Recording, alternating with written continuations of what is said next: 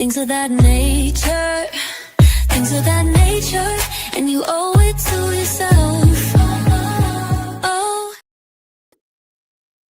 What up, y'all? This is Doc Madness, Things of That Nature, Sweatshop Recordings, Demolition Men Productions, better known as Thing 2. Thing 1, he's having some issues right now, trying to log on, so hopefully we'll be able to see him. He's actually on vacation, so he's going to be chiming in from his location. So anyhow, welcome to another one of those Sports Talk Wednesdays, where we give it to you raw and uncut.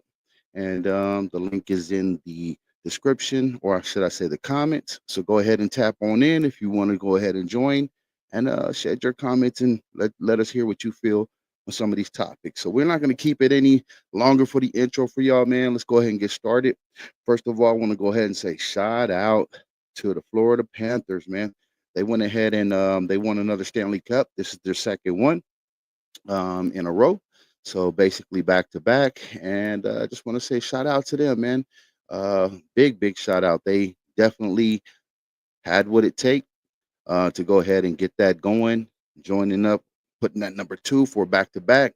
So, that puts them in a different class, definitely. So once again, shout out to them. There is a story that I did come across regarding that that series.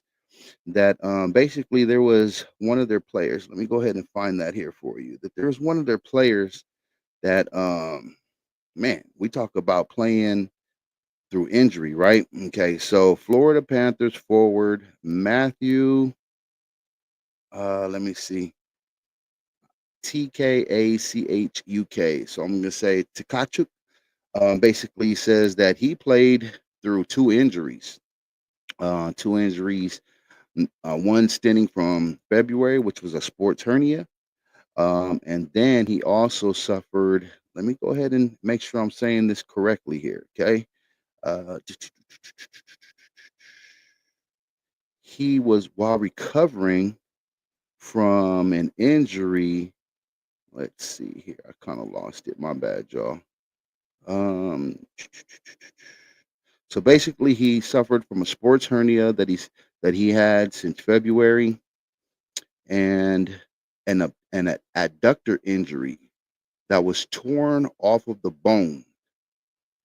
So basically, he had an adductor injury where it had actually came off of the bone, and he was playing through. So salute, what I'm saying, to him. Salute to everybody that was on that team and that kind of rallied around all of that and had him be it in there. Because we look at some sports, we always want to say that injuries basically can make a series go one way or the other. And what we realized in this series is that, hey, sometimes, these individuals like to play through it. These individuals have more, I don't know, set pair to go ahead and push through it. And it's nothing to say anything bad against the individuals that have, sat out and got injured. I know we're looking at one of those in the NBA playoffs right now, and we see a lot of those injuries have made the shift or swing advantageous to the opposing team of the less injured. So health has always been a big issue. But to hear it in hockey, man, I know we kind of don't touch on that sport a whole lot. So shout out to them.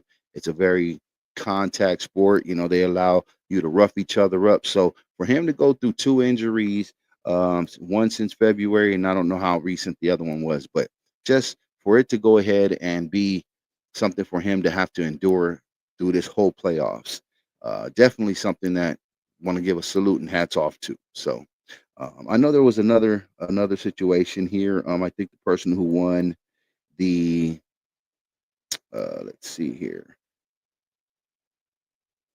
they ended up winning, defeating the Edmonton Oilers in 6 games.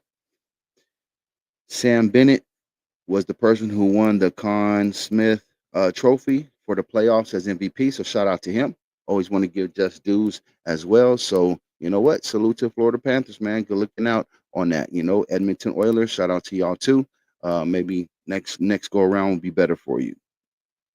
So On to other things. Speaking of injuries, we all know that Tyrese Halliburton from the Indiana Pacers. If y'all don't know, they are in a playoff series. It was locked at 2-2, going back to OKC, where OKC has gone ahead and moved forward and taken the lead to 3-2. So shout out to them. They are looking at possibly um, getting their first championship banner.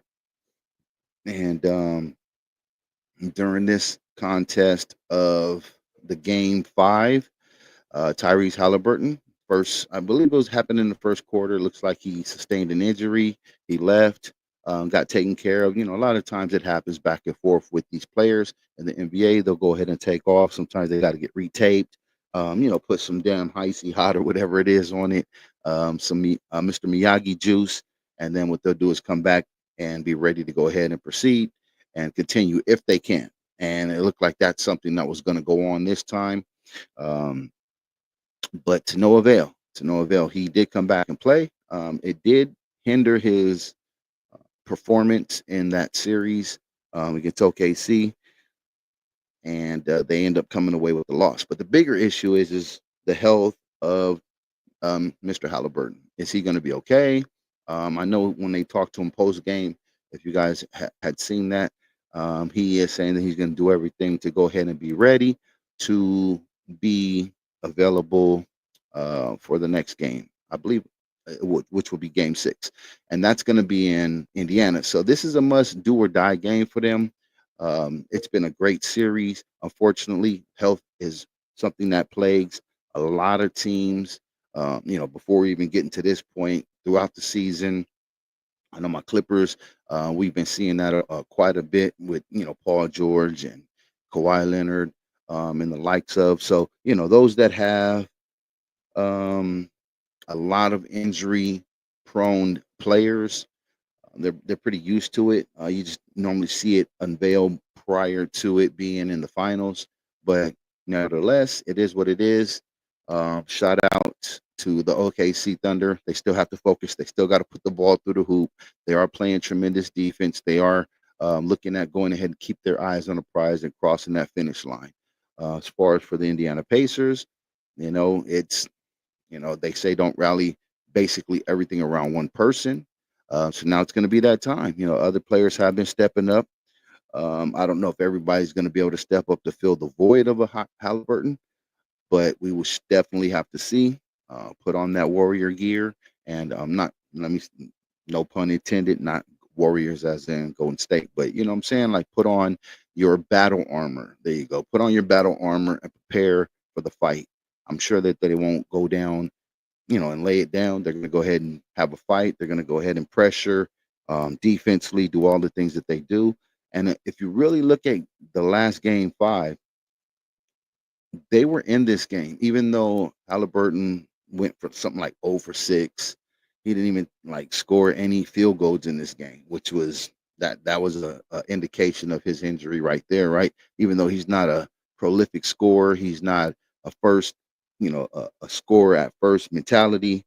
But what happens is it definitely takes the rest of the team out the game. It makes people play different because let's see. Okay, strategy of the game is this. So when you have off ball, which is say for instance, he's playing off ball and he's gonna cut. So you got backdoor screens on the weak side, you got pin downs, you got all of this stuff kind of going on that's action away from the ball. So what will happen at that point is if he's not playing, some of that focus tends to be off of him, and you get to lock down more players because he draws a lot of attention. He's definitely somebody that can get into the lane, not at will, but he does make the defense collapse or sink in to where he can kick that back out to some open threes. So he does have a lot of, I'm going to say, a lot of attention on the floor that does aid in other players getting easier buckets, easier shot attempts, and things of that like. So, with him out not being there, I'm sure he's going to play, but still not being able to produce at the level he wants to produce, we'll see. But despite all of that, they were still in the game. It was a 6 point, I believe, a 6 point deficit in the fourth quarter. So they did have an opportunity. It was within reach. But OKC, man, they pulled out big guns. Everybody, tightened the lid, focused up, and moved their feet. Hands were spread out, playing good defense. So they realized what was at stake as well. So shout out to them. Shout out to Indiana, the Pacers. Looking forward to see hopefully another great game because it's been a good defensive match back and forth. So just keeping that in mind, man. Support, go out there and watch the game because those that are saying that it's boring and they're not used, they want to see all the threes because even though both teams do shoot threes at a very well pace, you're not seeing a whole lot of it, and that's predicated to their defense. So, just keeping that in mind, y'all.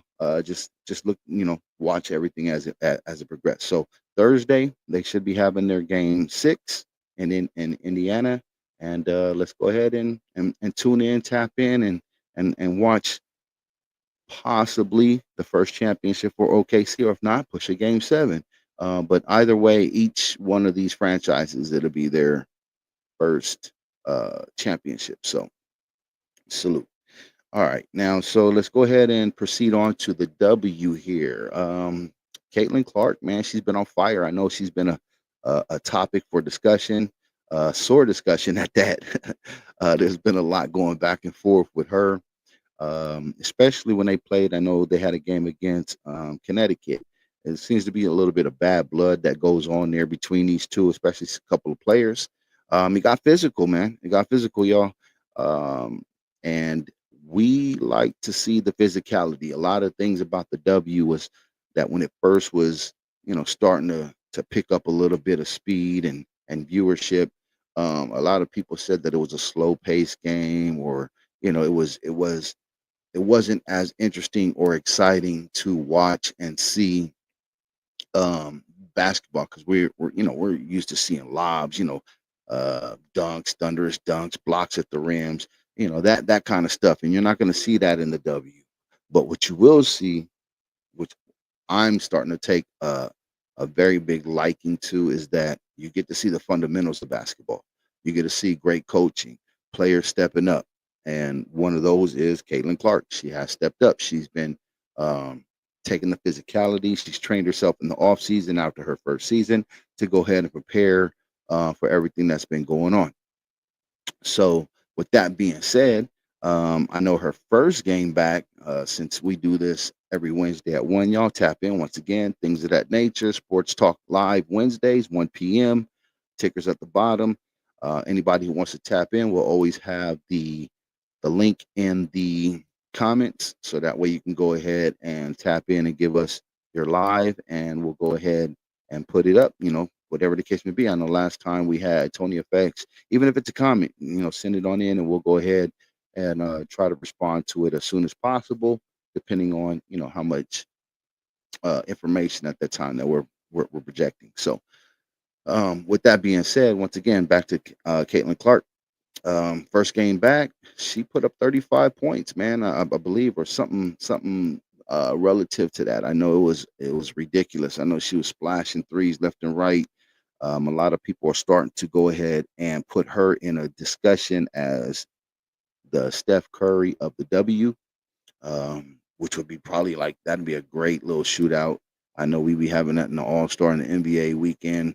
Something maybe she might consider it, but nevertheless, her next game she came back. She's been posting over 20. Over her regular, where she got off to a kind of like a rough start and then the injury. But anyway, she's back. She's back and she's out there balling. She's doing what she's doing. But it looks like a lot of these individuals, man, are having a problem with accepting who she is and how she's playing. Some of these other players, it's been physical. It's been doing a lot back and forth with teams jaw jacking, getting in her face. So we're seeing a lot more of that now too, as well. I'm not saying anything is targeting or it's anything against her personally. I just think it's the rising tension of the games. Because if you don't know, right now they do have what's called the what is it? The Cup. No, it's an in-season tournament Basically, it's called the Commissioner's Cup, and the grand prize this time it's almost like the NBA, what they're doing with their in-season tournament. So that way, you're boosting the level of play. You're doing offering more incentive, and I know the incentive for the W Cup is $500,000. Now that's going to make them play, right? It's already that they speak up a lot about how they don't get their just dues and pays in their payment scale.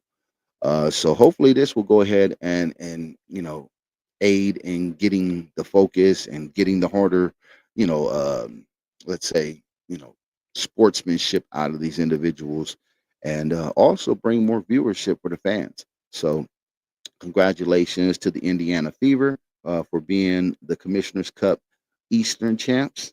They'll go ahead and face off the whoever wins and comes out of the West, and that game will be on July 1st. So I believe this is the inaugural season for this, the first time it's happening. So good to see, man. I'm glad they're starting to implement some things to get, for one, more money in their pocket, and for two, also being able to go ahead and be on a broader, you know, broadcast scale with these tournaments, and things that can liven up the sport as far as for the viewers. So once again, shout out to Indiana Fever for their Commissioners Cup East champs, and they are waiting to see who they're going to play coming out of the West. So let's go ahead and proceed on, moving on over to let's say some baseball. Okay, so Otani, shout out to Otani from the Dodgers. Used to be, right here, right there. Used to be right there. He used to pitch for us. Well, and hit, but after coming over from his native country. But after the trade, nevertheless, he's gone over to the Dodgers and he's been doing well. He had what is that, Tommy John surgery, so he hasn't been pitching. He hasn't been on the mound. He's just been a hitter, which he's been doing great at. But he did have his first pitcher start, and I believe that was a couple games ago. Basically, he pitched for 1 inning.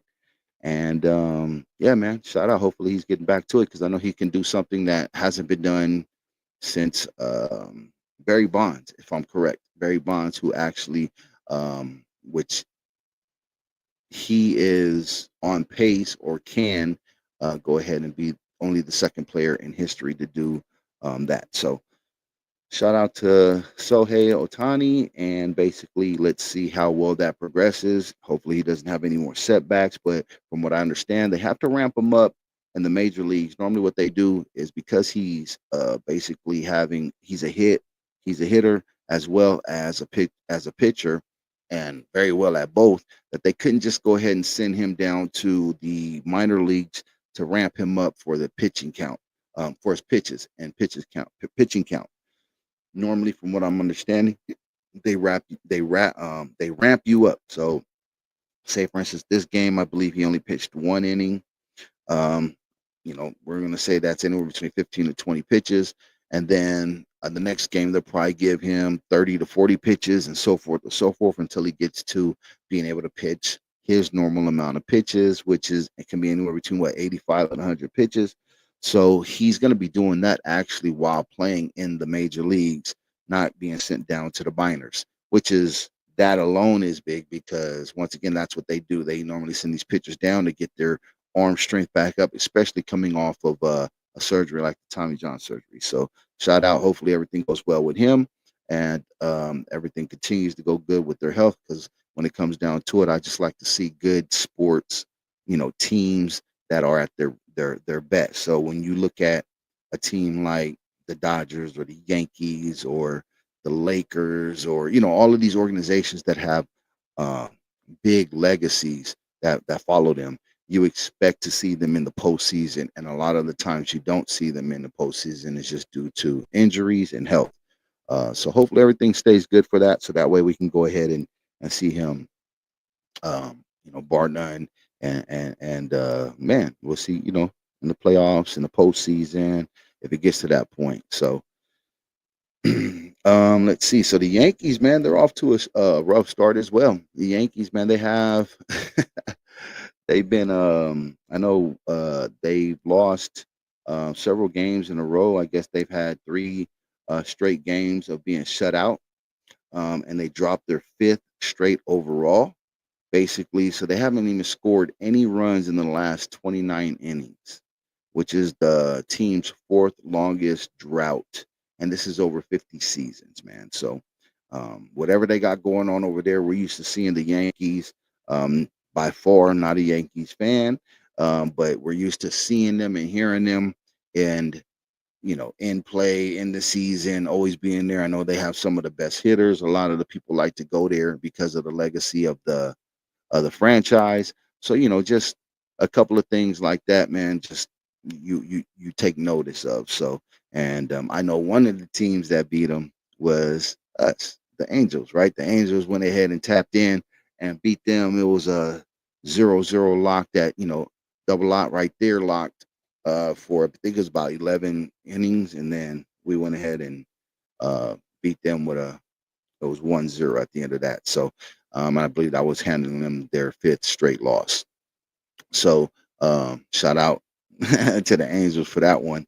But definitely to see how it's going to be great to see how New York bounces back.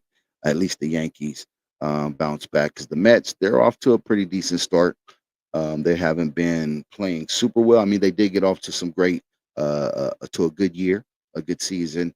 Kind of settle back in for a little bit in the pocket, and we're just going to go ahead and see. I think we're about halfway through, almost halfway through the actual season. So, seeing how things are panning out there is going to be interesting. Let's see here. So, an interesting fact that remember I was talking about the W, right?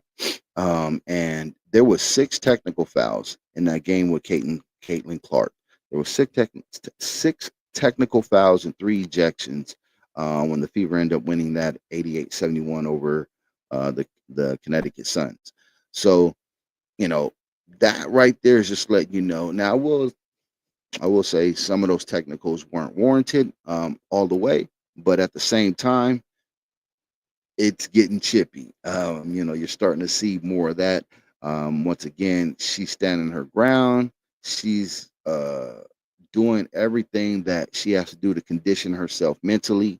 And one of the things that you've seen this year that you didn't see last year as well is the team camaraderie. I don't know if that just has anything to do with the additions because I know they have I believe her name is Carrington that they received and got her added to the. I'll make sure. Let me see. I got her name correctly here. But in the meantime, yeah, she's been added to the team. But this year, what you're seeing is a lot more team players stepping up in her defense. Basically, last time she got bullied around, she got kind of dinged up here and there, but this year you're starting to see a little bit more or a lot more of the teams coming or her team starting to step up and stand ground against that from continuously happening. Now I'm trying to go ahead and take a look here and see exactly who that person was. Let's take a look because I know she came up and she was it was basically going back and forth, back and forth. Oh, I'm sorry, it's Cunningham. My bad. Cunningham. Sophie Cunningham. Shout out to her because it seems like ever since they got her in a draft or a trade, I should say, they got her over here with the Indiana Fever. She actually has toughened up that team. And sometimes it takes that. You think about Draymond Green, you think about the enforcers, Charles Oakley, Dennis Rodmans, things of that nature. You think of sometimes teams need to get these players that stand up for their stars, right? So that way they're not constantly getting ejected and out the game, and they're going to be targeted a little bit different with the way the fouls are called, as well as how hard a lot of these individuals go at them. So Sophie Carrington, I she was there. She stood up. She was also a part of a scuffle herself, and like I said, getting chippy, moving, moving boards back and forth against each other. But one of the things that I found out that I didn't know prior to is like she was ready for the business. She was down for the cause. She was ready to take it there. And come to find out, she's been a black belt. Right? She's been a black belt since she was like 11 years old or something of that nature. They were talking about. So yeah, not only can she ball and splash the three, but she also definitely can stand her ground. A teammate that's going to be, shoulder to shoulder on the front line with her. One of Caitlin Clark's goons, I guess we can call them, and she's with the smoke. So shout out to that. Wanted to add that I didn't want to forget that. That was kind of like in my notes here that I wanted to go over. So uh, shout out. You know what I'm saying? For those out there that she doesn't she doesn't require the ball in her hands a lot. She doesn't require, even though she's a guard, she's not one of those because, like I said, you got other guards on that team that are outstanding.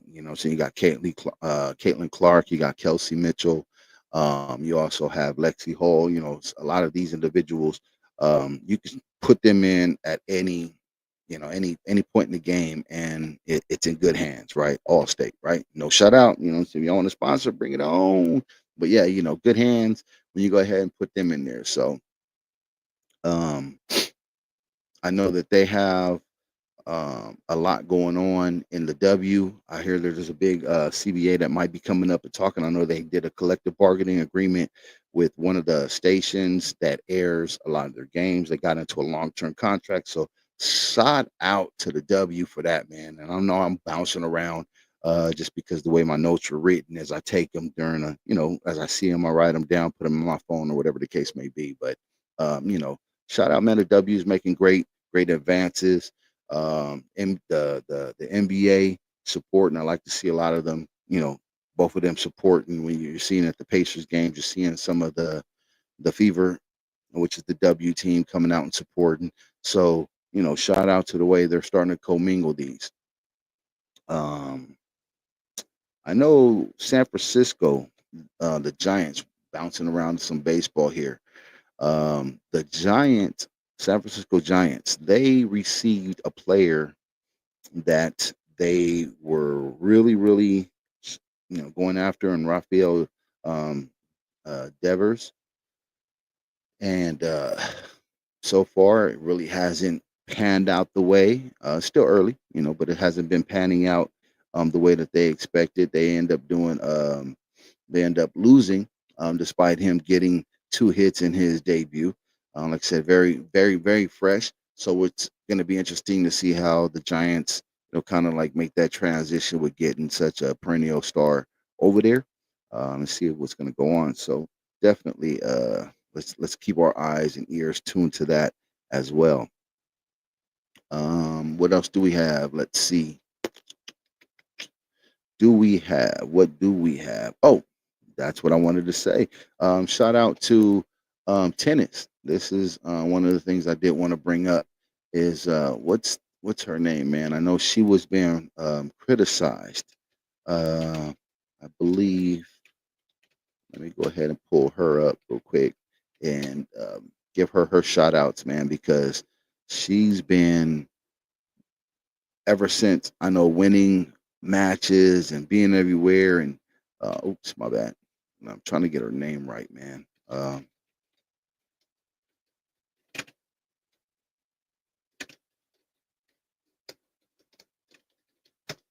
All right, so let's see. I do apologize, y'all, man. That was something I just put a note down on there, but I know that she just had a match. Coco Golf, man. There we go. Coco Golf. Right now she is ranked second, man. Shout out to her. I know she just had a tough defeat this past, I want to say this past weekend or so. But oh no, I take that back. I take that back. Let's go, Coco Golf. I'm not even gonna put no stake on your name. let's go. Let's go ahead and root for her. I know she's got a match coming up tomorrow, which is a second round of the Berlin Tennis Open. So it's in Germany. Let's go ahead and give her some positive vibes, and hopefully she ranges that she represents the USA. She's our representation right there out of Florida, out of Delray Beach, Florida, and currently ranked number 2 right now. And she's only 21 years old, y'all. 21 years old. So shout out to her, her family, everybody that supported to get her there. As we know, it's a long journey, especially when you started getting into world rankings and professional, this taking your sport to a professional level. So keep that in mind. Let's go ahead and praise positiveness towards Coco Golf and represent the U.S. Proudly. Okay, so once again, y'all, if y'all don't know, once again, this is Doc Madness, things of that nature. Doc, thing number 2. Thing 1, D, shout out to him. I know he's on a trip out with family. I know he had some stuff going on today, so we wasn't sure if we were going to be able to have him on, but hopefully everything is going well with him and his family. I know he was going to try to tap in from location. We were also supposed to link up, but it just didn't happen. I had some things I had to deal with the VA, as well as an appointment for my car. So anyhow, enough of that. Once again, this is Sports Talk. So anybody got anything that they want to go ahead and add or bring it up to us, you can always drop us a line, a link. Our emails are available in the description as well. And give us something. If you got a team that you're coaching, Little League, travel ball, Pop Warner, you guys win a championship, a tournament, anything of that nature, man, just go ahead and drop it into us so that way we can go ahead and give you guys a shout out as well, and give you some spotlight for everything that you guys are doing. Um, Other than that, man, I think we went ahead and we're gonna go ahead and wrap this one up. It's not gonna be too long. We'll have some football coming back for you guys next time, next week, 1 p.m. Wednesday live. And let's keep it going, y'all. Things of that nature. Spread love, support, and also, don't forget, there's a lot of real world stuff going out there. We're not going to get deep into that. That's on the main channel. But we can't forget at that as well. So love the youth, teach the youth, and embrace the old. All right. Peace.